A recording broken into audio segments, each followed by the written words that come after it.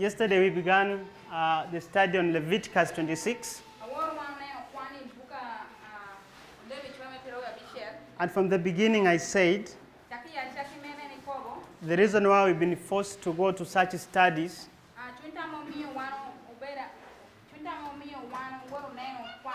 which are assumable studies that people have really a good foundation on,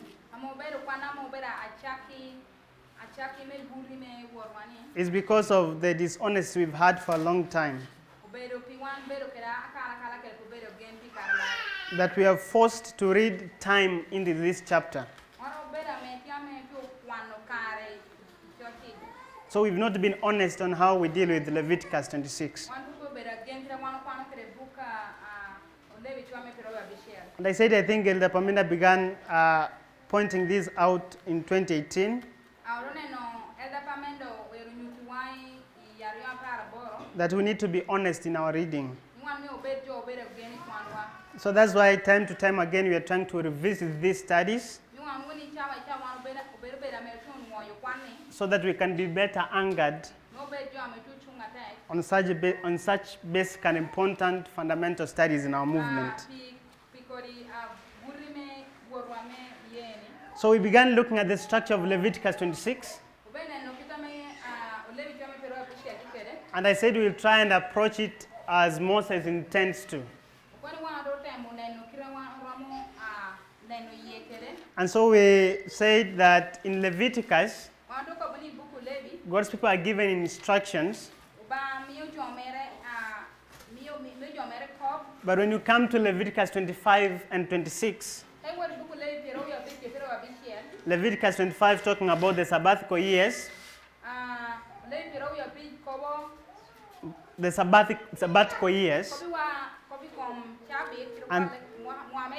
and the jubilees, and such feasts,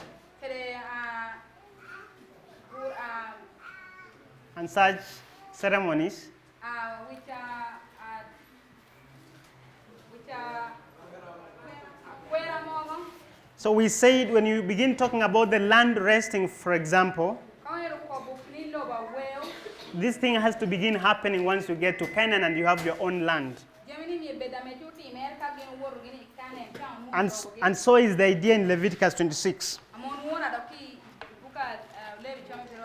These instructions here, and these blessings and these curses, they begin making sense when you get to Canaan and settle down.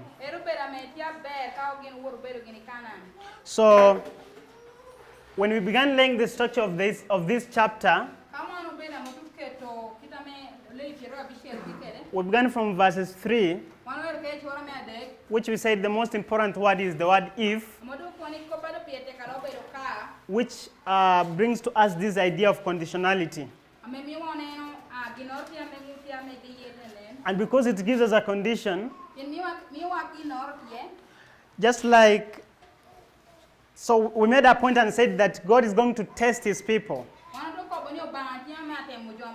This if here brings this idea of testing. But we aligned, or we paralleled verses 3 with verses 14 and 15. Because in verse 3, the condition is given, if you obey my commandments. And if you're going to obey as in verse 3, then you're going to be given blessings. As we read from verses 4 through to verses 12 and 13.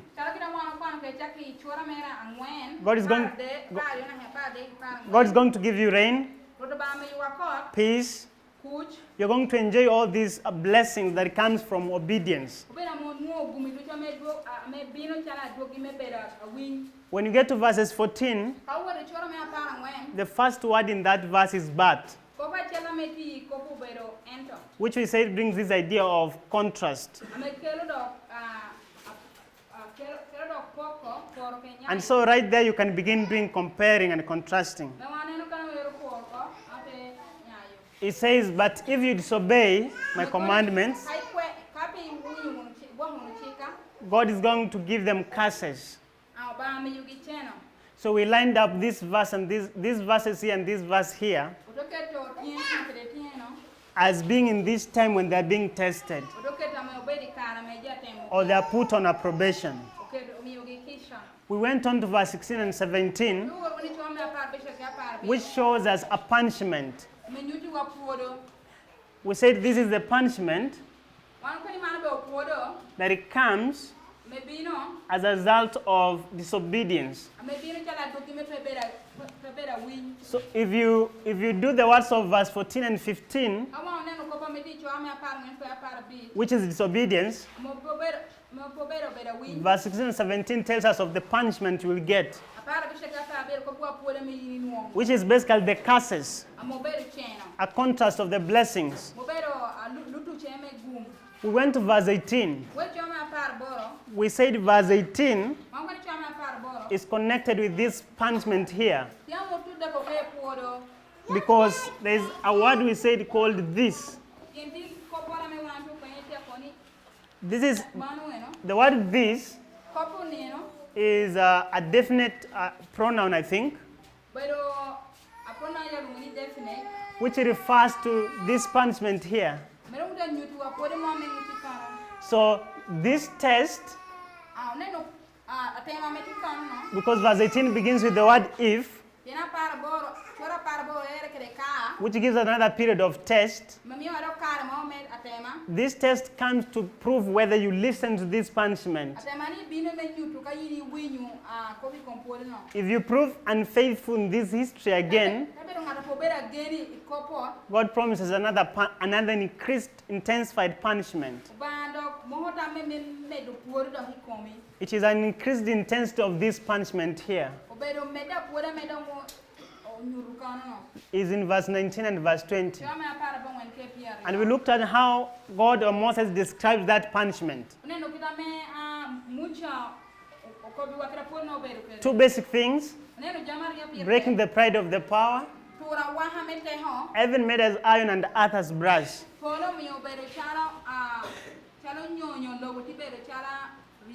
And we said this is all a symbolic language of no rain. When we get to verse 21, it's another period of test, because there's an if there. And this gives you another period of test. And God expects that after the increased punishment here, the first 7 times,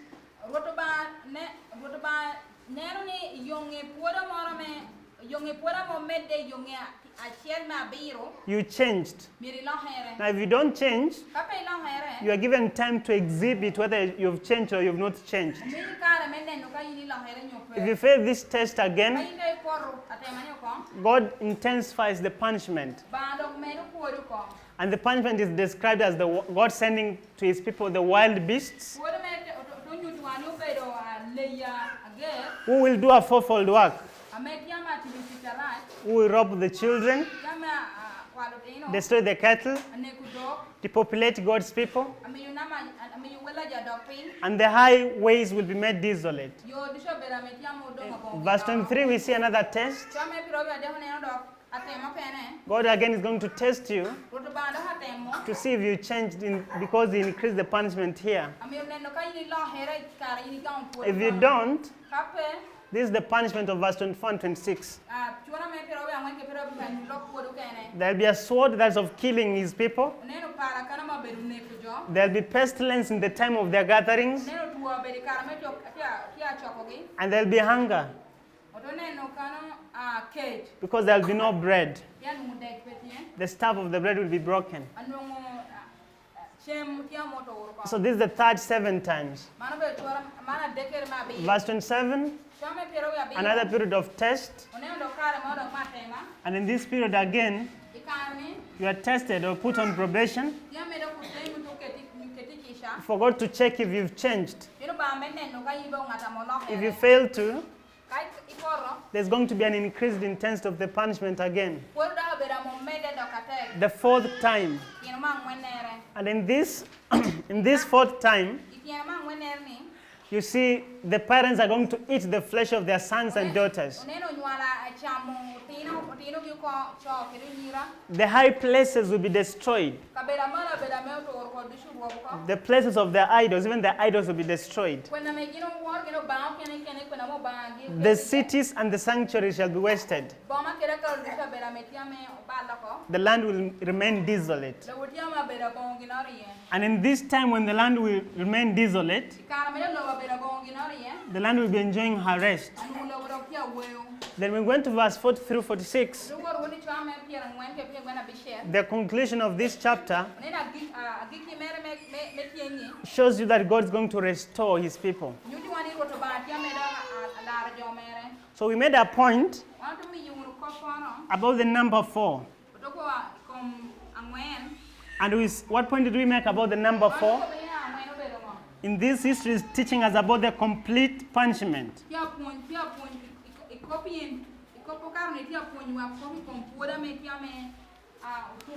And that's why we can see the 4 7 times. So we already made the point. That we can begin tracing the fulfillment of this prophecy when they get to Canaan. So we began tracing the story of the children of Israel right from the time of, I began from Adam, but you can trace it from Moses, who is giving this prophecy. He handles over to Joshua. In the book of Joshua, we said the only thing you can see there is the children of Israel conquering those cities of Canaan and settling in the land. So you cannot begin tracing the fulfillment of this prophecy in the time of Joshua. Because Joshua has to do a work of settling into Canaan with these people. And then begin dividing the land for the people. Immediately Joshua dies, it becomes the time of the judges. And I'm saying this is the right time you can begin tracing the fulfillment of these prophecies. People get tired with the judges. We come to the time of kings. Saul 40 years, David 40 years, Solomon 40 years. Rehoboam takes over, and there's a prophecy that has been given before he comes to the throne. In 1 Kings 11, by the prophet Ahijah.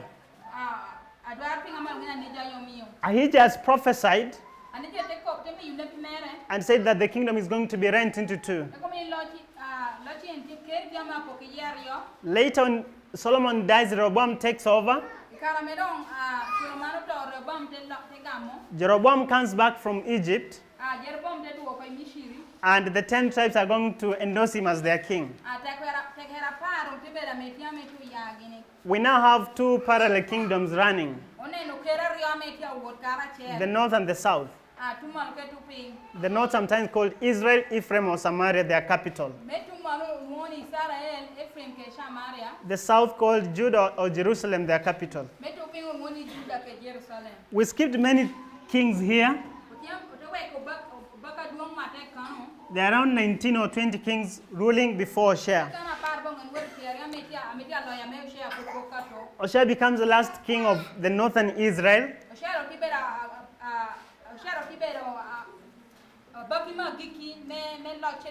We read this in 2 Kings 17. In the time of his reign, who is the king in the south? Ahaz. And so we saw how Hoshea was taken to captivity in Assyria. And not only the king, but also the people were besieged. There was a siege of 3 years, and all the people of Samaria were carried to Assyria. and were located at the city or the province of the Medes. Then, so the history of the 10 tribes comes to an end here, with their king being taken to captive and the people. Now we try to trace the history of the kings of Judah.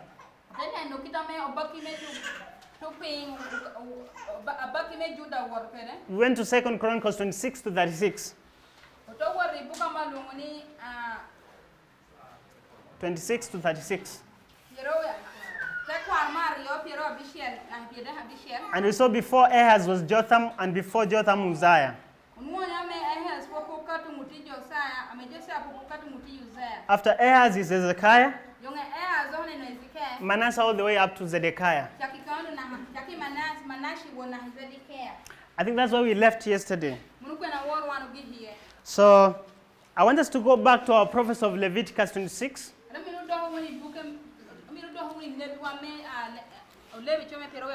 We already made a point that we're not going to work with verse 3,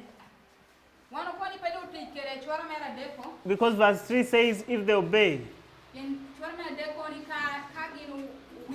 Because we know they don't obey. They disobey. We already made that point.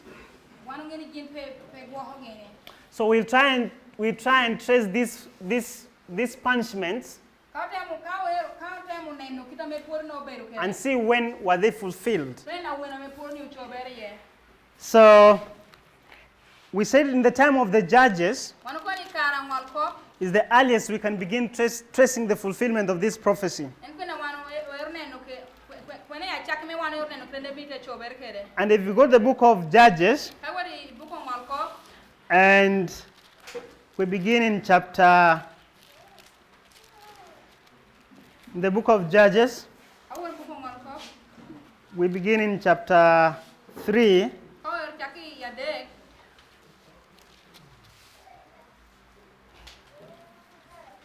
and verse 7. Chapter 3, verse 7. So we understand that the children of Israel have different enemies in this history.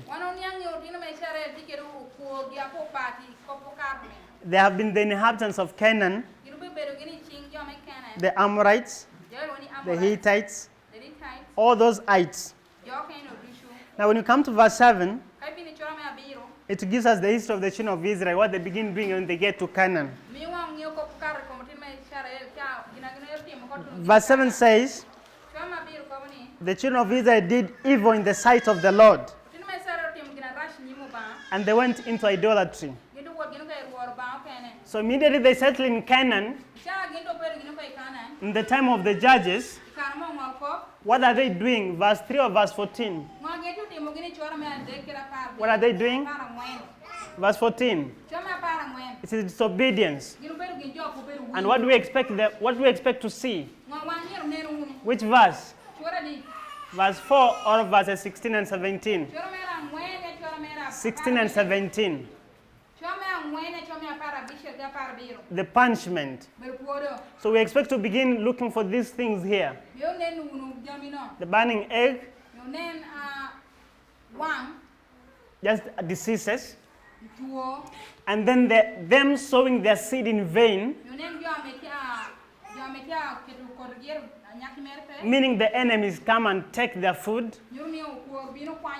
We need to see terror, or the condition where God's people are being afraid of the enemies. And we need to see consumption. So that is in verse 7. They have their second judge, that is Othniel. And the people are doing all these evil things. You come to verses 12. In the time of Ehud, the people are still in apostasy.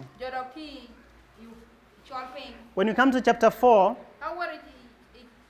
the story of Deborah and Barak,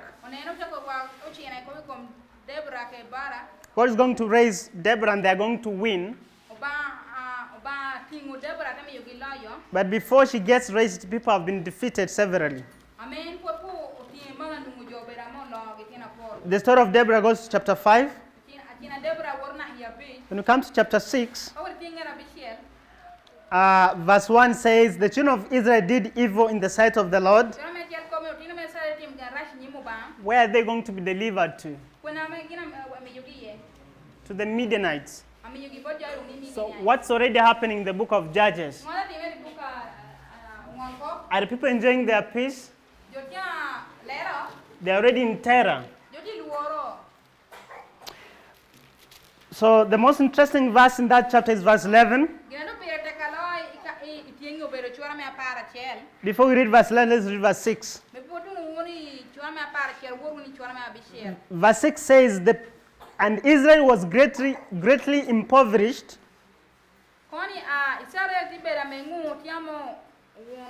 They were greatly defeated or brought so low because of who? Because of the Midianites. And the children of Israel cried unto the Lord. So they are still here under the Midianites. When you skip to verses 11, an angel of the Lord comes and is going to meet Gideon. It is the harvest season, and Gideon is threshing wheat by the wine press on the field.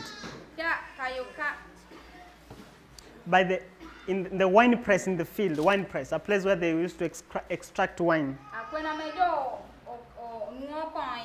The last part is interesting because it says he was doing this so that he can hide it from the Midianites.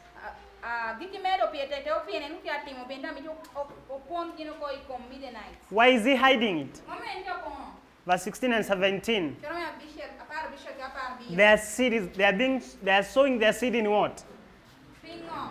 In vain.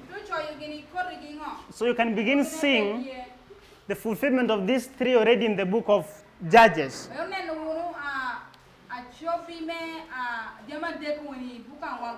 If you check the meaning of the word consumption is emanciation. Or starving because of food. So you can begin seeing these three being fulfilled in the time of Judges. And so we are saying, in the time of Judges, what's being fulfilled is the punishment. And this punishment is this one here of verses 16 and verses 17. I think that is clear. You can go through the whole book of Judges and try and look at the burning egg. So, did the people change? We don't know because they're going to ask for a king here. And that in itself it's sin. It's continued rebellion. So we come to the time of kings, and we begin seeing Saul reigning, David reigning, and Solomon and Rehoboam.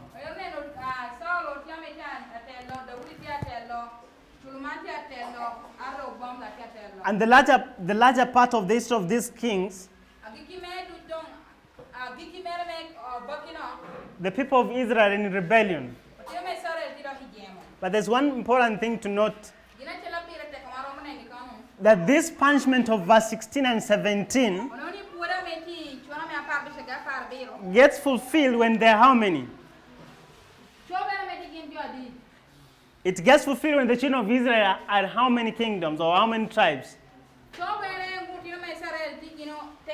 When they are 12 together.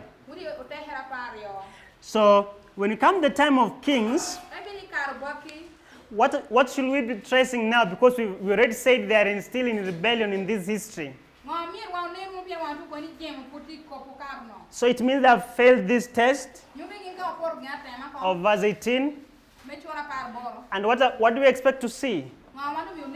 The first 7 times increased punishment. So when they get to Canaan, they are given time Tested, they fail, they get the punishment. In the time of the judges. After that, in the time of the kings, what is God doing here? God is testing them to see if they have been chastened enough by this punishment. Do they change? They continue in rebellion. We already read the history of Solomon. The history of Rehoboam. People are still in rebellion. So I'm going to say, in this history here, is the history still of the if of verses 18. So we expect to see the fulfillment of this increased intensified punishment, where the pride of their power is broken, and the iron made as they are even made as iron and earth as brass. So I'm going to pick that first characteristics of this punishment. So, and try to use it to locate where this one was fulfilled. And I think when we went to 1 Kings 11, we had sufficient reasons. We had sufficient reasons yesterday to show that when the kingdom is rent into two, God really promises to continue with the south. I hope we remember that point. For whose sake? For David's sake and for Jerusalem's sake. So I'm saying, I'm going to trace the fulfillment of this prophecy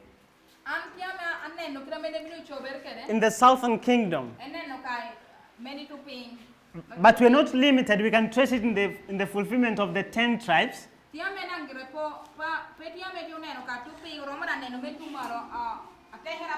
And I'm so sure that all these characteristics, or majority of them, can be seen here.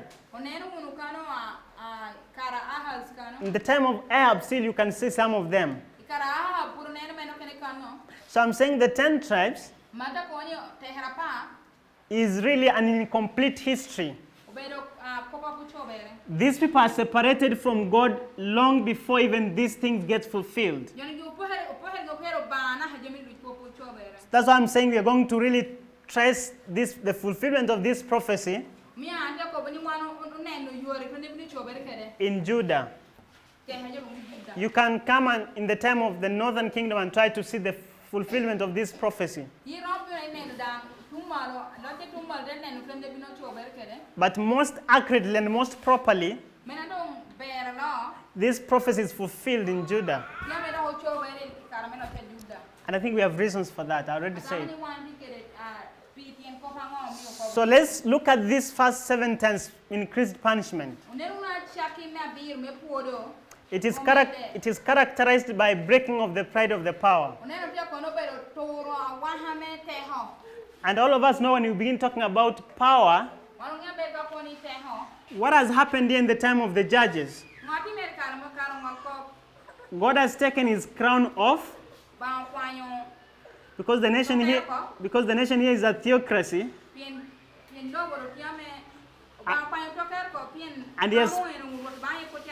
And he has passed this crown to who? To King Saul. To King Saul. So the crown of the kingship has been passed to this first king here.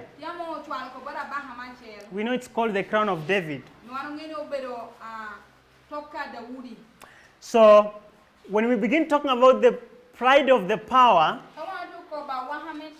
all of us, I think, know when you talk about power, about a nation, where is the power of the nation? Where is it vested on? On the crown, on the kingship. But God says, I'm going to break the pride of their power. So, what we expect to see in the fulfillment of these first 7 times is this pride of their power being broken off.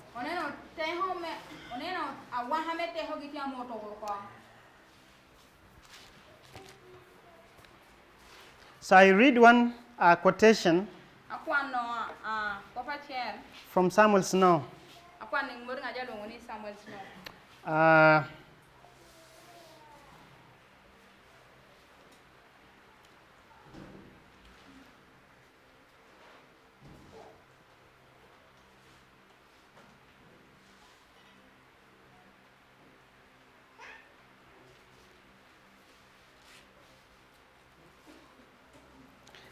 This is the book, The True Midnight Cry,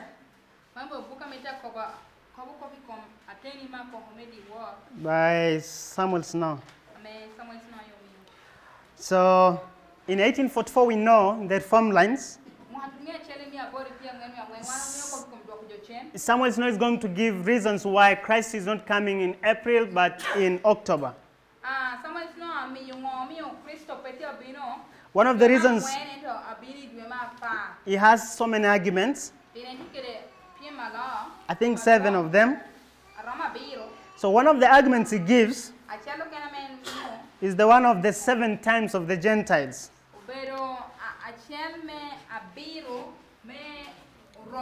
And this is the reference. This is the True Midnight Cry.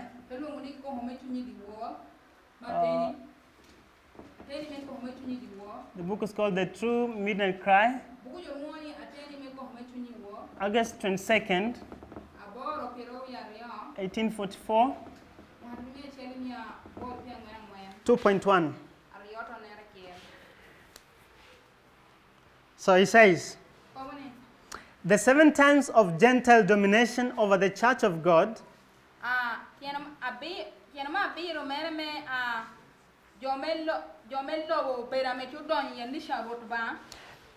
spoken of in Leviticus began with the breaking of the pride of their power at the captivity of Manasseh, king of Judah, in BC 677.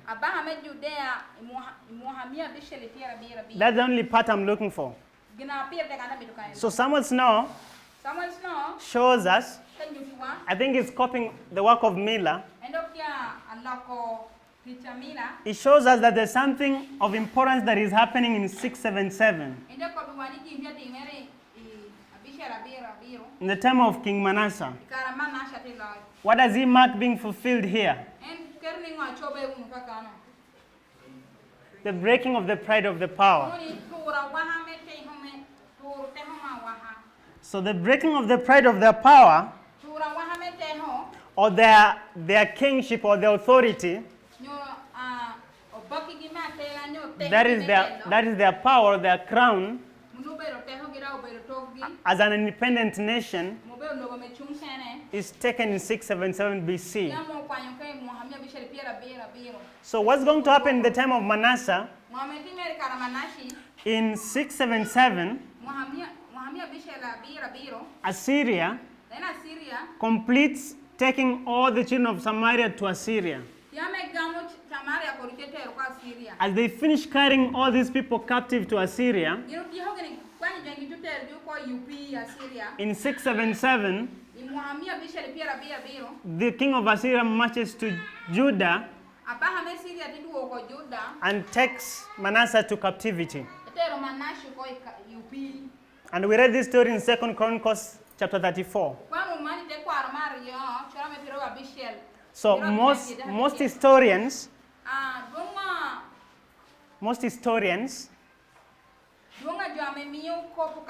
will agree on the point that the people of Judah lost their sovereignty here.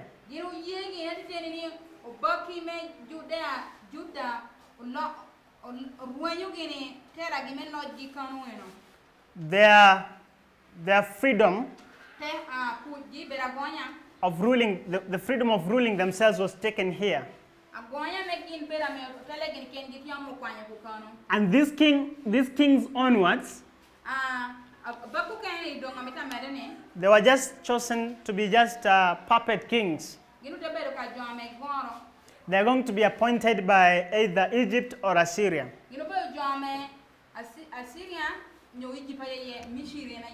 So we are saying this first 7 times punishment or increased intensified punishment of verses 19 and 20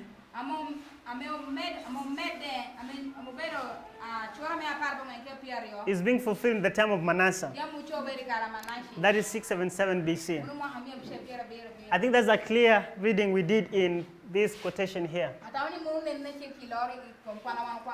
So they lose their sovereignty here. The next time they're going to be tested,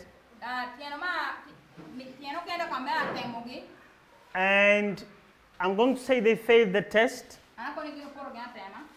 and we need to see this second 7 times intensified punishment being fulfilled. I think we don't have time. We could have gotten to a discussion of what happens at the time of Josiah.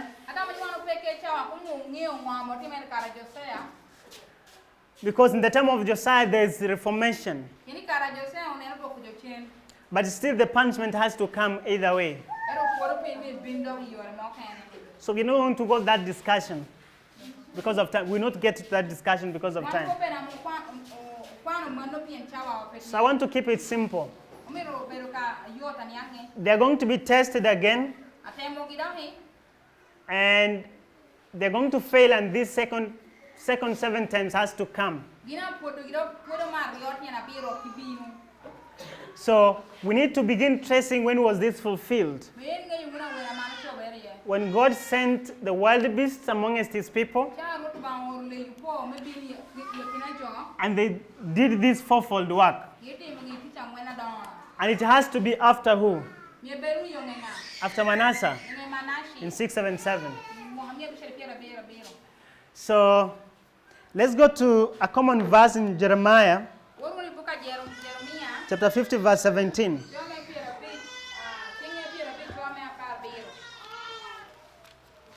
It says, Israel is a scattered sheep. The lions have driven him away. First the king of Assyria, and last Nebuchadnezzar, king of Babylon. So the reason why I take you to this verse, and also to think about the book of Daniel, is to do a proof text of these wild beasts, that these are kingdoms or nations. So when it says God is going to send wild beasts to fulfill this work, it means God is going to send some nations so that they can do this work here. So the wild beasts are nations. And these nations that come, what are they going to do? In verse 22 we are told they rob the children, they destroy the cattle, they depopulate the people. And we say these last two can be fulfilled through captivating his people or taking them to captivity. So we need to trace when is this fulfilled. When do we see a nation coming to Judah and robbing the children of Israel? And in the time of Ammon you can't see that. Josiah you can't see that. Joahaz only ruled for 3 months. But in the time of Joachim, we go back to Chronicles 36 and quickly tie some few things as we finish. So in 2 Chronicles 36, we're given the history of Joachim in verse 5 and verse 6, 7, and 8. So in verse 5 we are told he begins to reign when he has 25 years old. And how long does he rule in Jerusalem? It's going to rule for 11 years. And then verse 6 tells you that Nebuchadnezzar comes and carries this king to captivity to Babylon. And this story here of verses 6 is the same story in Daniel chapter 1 verse 1. And in Daniel chapter 1 verse 1, we see King Jehoiakim coming to Judah. Sorry, Nebuchadnezzar coming to Judah and taking the king. But this story in Daniel chapter 1 is a repeat and enlarge of verse 6 of 36 Chronicles.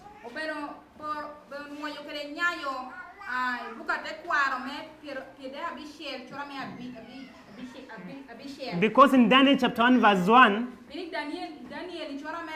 we know it's not only the king who is taken, but who else? The children. These children here, they are robbed. Judah is robbed their children. And they are all going to be carried to Babylon. So, Joachim is going to rule for 11 years. He begins his rule. And in his third year, which when you read the commentation of the pioneers on Daniel chapter 1 verse 1, which year are we given? 606 BC.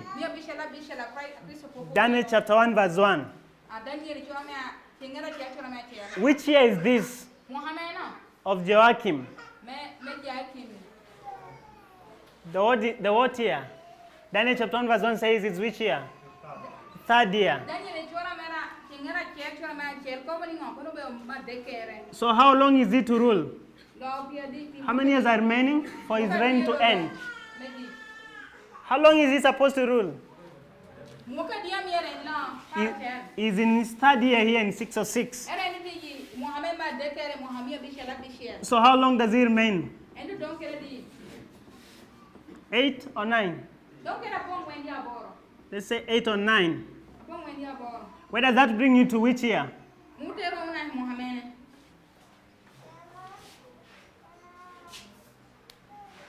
606 come back 8 or 9. 5 what? 597 or 596?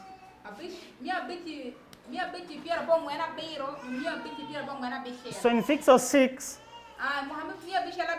he's taken to captivity in Babylon, but he's still recognized as the king in Judah. Because in that period, there's no really king who is ruling in Judah. He's ruling though in captivity. And as a vassal king or as a puppet king. So his term ends when? In 597 or 96. So in this year, we are seeing a fulfillment of this punishment. The children are going to be taken. There's going to be a depopulation. The highways are going to be made desolate. And I'm going to say the cattle are going to be destroyed, whatever that means. So verse 22 is being fulfilled in the time of King Jehoiakim. This is the history of the wild beasts. And that is verse 22. So once his term ends, who is placed to reign there? We already had this chronology. Who is the king here? Joachim. How long is he going to reign? For 3 months and how many days? We read yesterday. And 10 days. 3 months, 10 days. So in the same year, when you move from 1 year as you go to the next year, the Bible tells us in verses 9, is 8 years, that is Joachim when he begins to reign. Reigns 3 months and 10 days. He is going to do evil in the sight of the Lord. Verse 10 tells us when the year was expired, the year which he was placed as king. So just 3 months is over and this man is brought down. Joachim is carried to Babylon. And immediately Nebuchadnezzar places, I think, his brother to the throne. That is in verses 10. The last part says, made Zedekiah, Nebuchadnezzar made Zedekiah his brother king over Judah and Jerusalem. So Zedekiah is going to be made king. And Zedekiah in verses 11 we are told, how long is he supposed to reign? We're reading the verse. Verses 11, the last part says, and reigned how many years in Jerusalem? So when does he begin reigning? It's here. Is that okay? It's in 586. Because in 586 he has been removed out from the power. Joachim. So Zedekiah begins ruling here. He's going to reign for 11 years. Where does this bring us to? Which year? 586. 586 BC. So this is the end of the reign of Zedekiah. And what's going to happen in the time of Zedekiah? Let's read what happens. So in the time of Joachim, we know Joachim is carried to captivity. But I want us to read in the time of Zedekiah what happens. Verses 12. Zedekiah does evil in the sight of the Lord. He's not going to humble himself to the prophet Jeremiah. He's also not going to humble himself before Nebuchadnezzar. Because Nebuchadnezzar is acting on whose behalf? God. That's verse 13. He's going to be stiff-necked. Verse 14. Not only the king, but who else? We are told the chief of the priests. The chief priests. Not only the chief of the priests, but also who? Let's read that verse. The people. What are they going to do? Transgressions and abominations of the heathen. They're going to pollute the sanctuary. And when you get to verses 15, we are told that God did send to these people the messengers. The prophets were sent to warn these people. Who are some of those prophets? We say in the time of Josiah, which prophet is raised here? Jeremiah. So there are prophets who are trying to warn God's people. Even before Josiah, there's been prophets here. They didn't listen. They chose curses. Verse 16, they mocked the messengers. They despised the words of the prophets. The last part of verse 16 says, until the wrath of the Lord arose against the people, till there was no remedy. These people have gone beyond. Verse 17, the Lord takes Babylonians, their servant, or Nebuchadnezzar's servant. What does he do? He slays. He kills the people of God, young and old. The maiden and every person was killed. So verse 18 tells us the vessels of the house of God were taken to Babylon. The people were killed with the sword and the treasures were taken. Verse 19, this city here, the beloved city of God, the city of David, is going to be taken. It's going to be burnt down. That is in verse 19. They burnt all the palaces thereof with fire and destroyed all the goodly vessels. So in the time of Zedekiah, if you go to history, there's going to be a siege. Once these people are surrounded in Jerusalem, this is a history that many historians account, where people ate the flesh of their sons and daughters. For you to reach Jerusalem, what must you have done to other cities? What? Destroyed. The sanctuary is going to be burned. So, what are we saying? The fourth 7 times is being fulfilled in the time of Zedekiah. This is verse 28 to 29. So we have the first 7 times here, the second 7 times, and this is the last 7 times. This is the first, second, and fourth.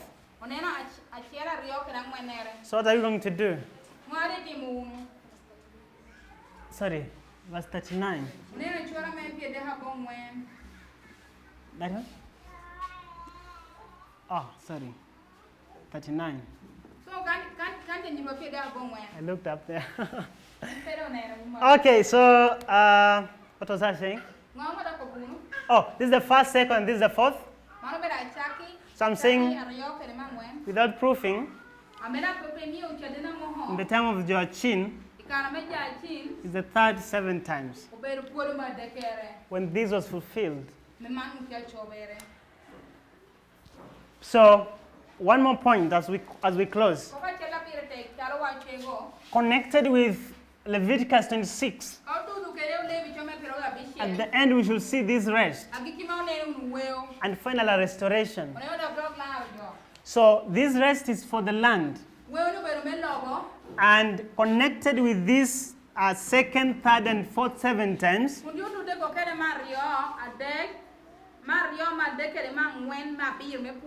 once the people begin being carried here in this captivity, the same time, what begins to happen? The land begins to rest. I hope you can see that connection. As much as we have still people here and here being taken to captivity, this captivity of Joachim in 606 and the robbing of the children begins the land rest. So this rest is connected with these 3 7 times.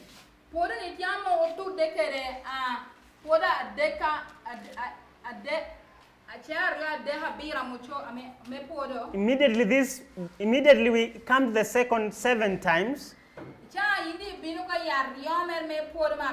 Because the difference between this and this one, in the first 7 times, and in the second, third, and fourth 7 times, is that here they lose their power, what we call their independence or their sovereignty. But the people are still on their land here.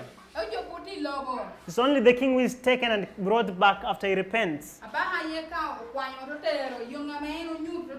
But when you come to this second, third, and fourth, the difference is here people are carried from the land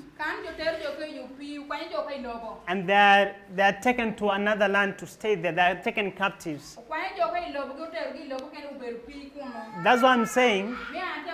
This rest here, the rest of the land, we begin seeing it in this second 7 times. And we are told there, the last verses of that chapter, verse 21, because Jeremiah is going to give a prophecy of the land going to rest. Jeremiah gives a prophecy of the rest of the land. And his prophecy is just a repetition of Moses' prophecy.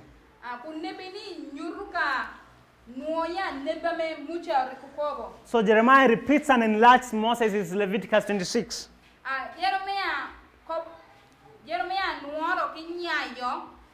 In verse 21, we are told that the land was left to enjoy her Sabbaths so that the words of Jeremiah might be fulfilled. For how long was it to rest? So all of us know 70 years. So this rest begins in the time of Joachim. The rest begins here in 606. Goes all the way up to this history here of 536. And what you see in this history is the fulfillment of verse 40 to 46.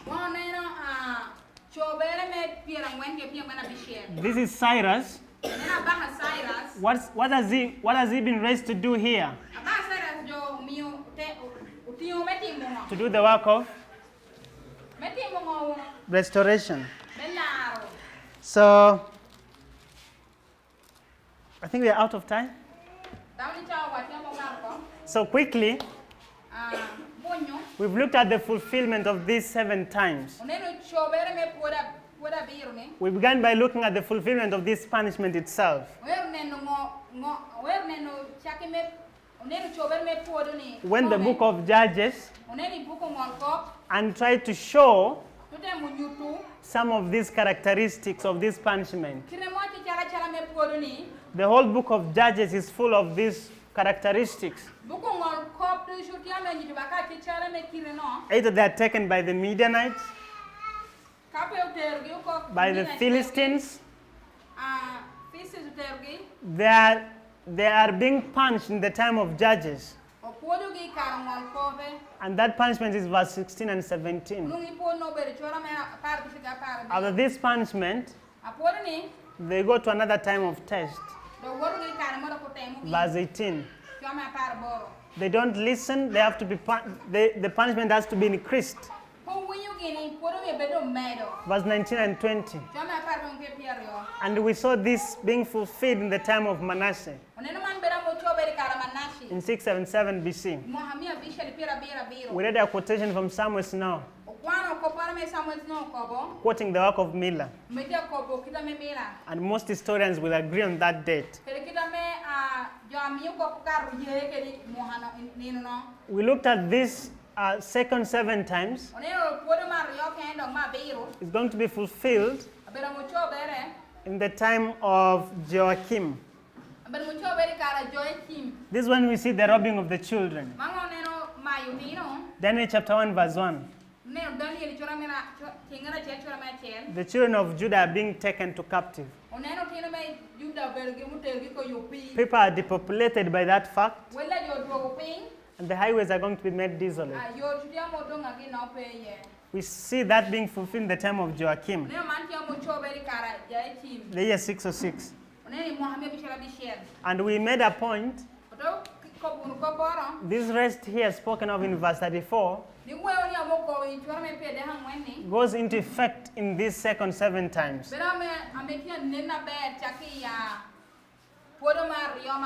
The land begins to rest here because people are carried to captivity. Then we've seen the fulfillment in the time of Zedekiah, where parents eat the flesh of their sons and daughters. Ellen White describes this experience in PK, I think.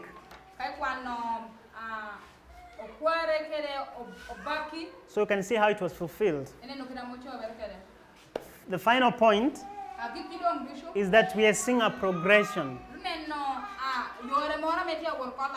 That is how Moses, I think that is the original intention of Leviticus 26.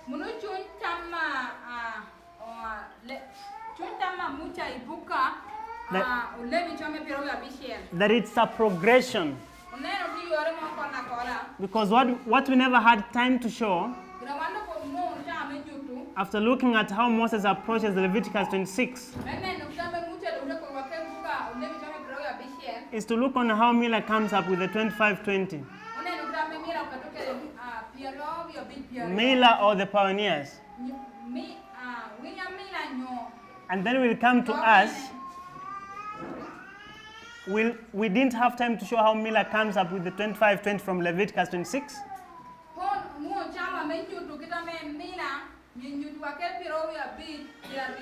And finally, look on how we develop the 126 and the 151.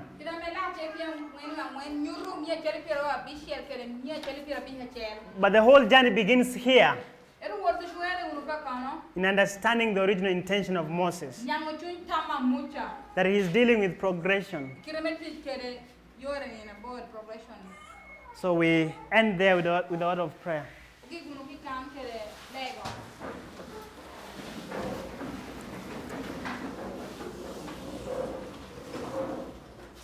Let's pray. Our loving Father in heaven, we are so thankful for your continued blessings in this camp meeting. Thank you for the things we've been able to share with your people. That, Lord, our faith may be strengthened. That as we have for a long time believed in this subject of Leviticus 26, Lord, we may have a correct way to defend this chapter and what it really teaches. As we've tried to show us through the work of Elder Paminda, that, Lord, we may be honest on how we read. We may not force the things which we think are correct in most of the passages in the Word or in the spirit of prophecy. Thank you because you are trying to bring us to a point of clarity and of being ready to do our work in Adventism and later the world. Please may we be faithful. In Jesus' name we pray. Amen. Amen.